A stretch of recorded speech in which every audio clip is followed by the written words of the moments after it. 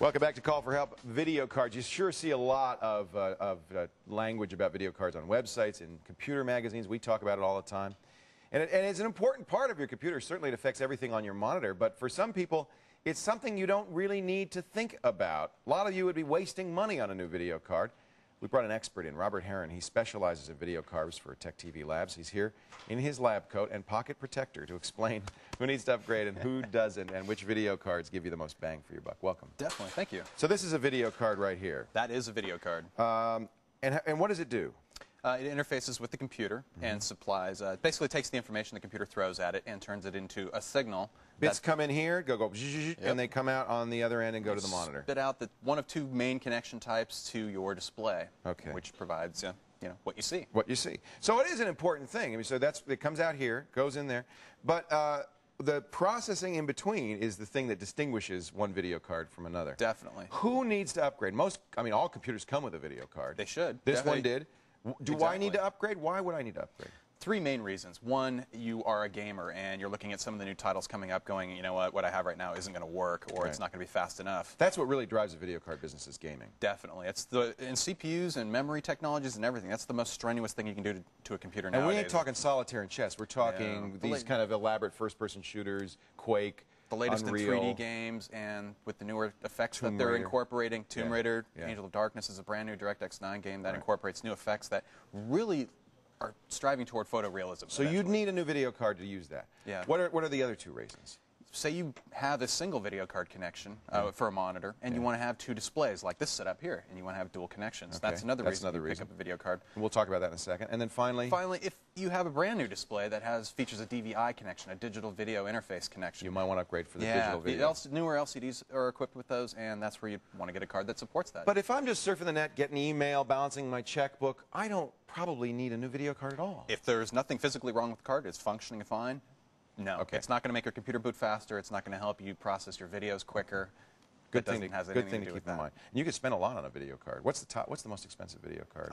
Consumer card, $500 over $500 easily. And if more you than get a computer. And if you get into the high-end realm where people do CAD modeling and things like that, it's almost unlimited. Yeah. All right. Well, let's talk a little bit about the first thing, which is gaming. Gaming's a tough one. There's two main competitors right now in the video card business, right? Yep.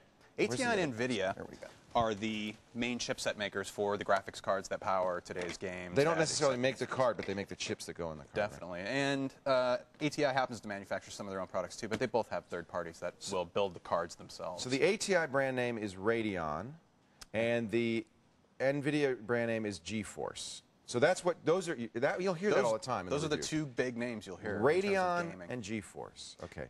Is there one better than the other? Should I care? You can spend, it comes down to how much you spend, it really does. Okay. And for about $170 for the 9600 Pro. That's for this one. That's what I say is the bare minimum you're going to want for today and tomorrow's games. Not this one. Anything less is really going to, it's really going to be disappointing. And I have ran these through lots of the latest benchmarks and things like that, and the 9600 Pro clearly is just right on top of it. Really? And that's not bad, $175. And if that sounds like a lot, you should really take a look at other things within your computer, because not just the video card. The video card's not solely responsible for your game performance. It's also the processor, the RAM. CPU and memory are the two big ones, and hard drive to a small degree. How much processor do I need to run a card like this, a high-end video card?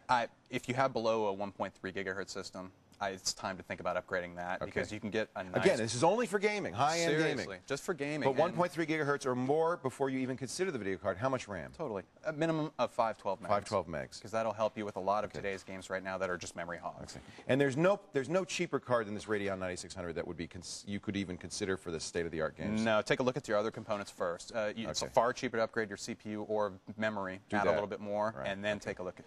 All right, so that covers gaming. And it makes it pretty simple. Look for a Radeon 9600 Pro if budget is a concern. If budget's not a concern, well, you don't need this show. All right. Move on up.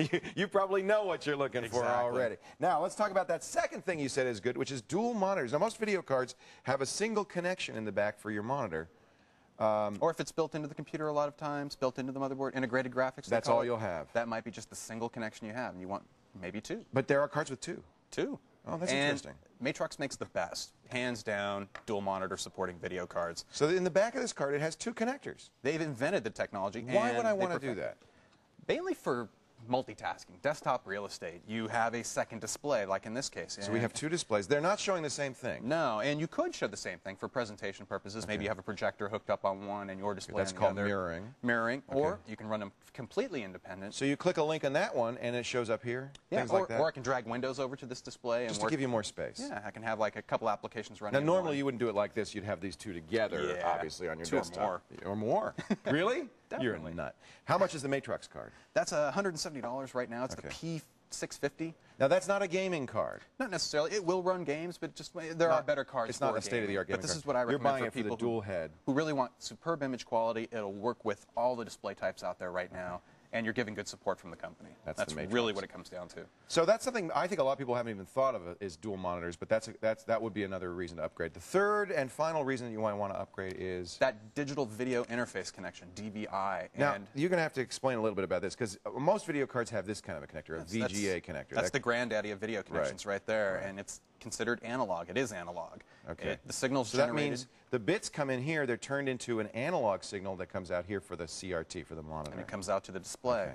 Now, the nice thing about DVI is that it keeps the signal, which is digital within the video card. As it processes ones and zeros, it basically leaves the video card in that pure digital state all the way until the display. And then the display transforms it back. You'd need a digital display then? Yes. Okay. And that usually is a CRT, or a LCD technology now. They or include a plasma, or a high-end TV. Or some of your high-end TVs. DLP projector. No CRT is they're all analog. None of them use this. No. I mean, you could get a converter, but there'd be no point. So if you want to drive, in fact, I just bought a new a Samsung digital LCD because it's crisper. It's bright. It really looks great. If you have a flat panel that offers both of those connections, definitely go for the DVI. Get a DVI cable if you have it available right now. It's just it's night and day. I love it. Is. It's amazing. There's a slight fuzziness with VGA and LCDs that it just goes away when you use a digital connection. Well, and the reason is this LCD has one dot on the screen for every bit in here.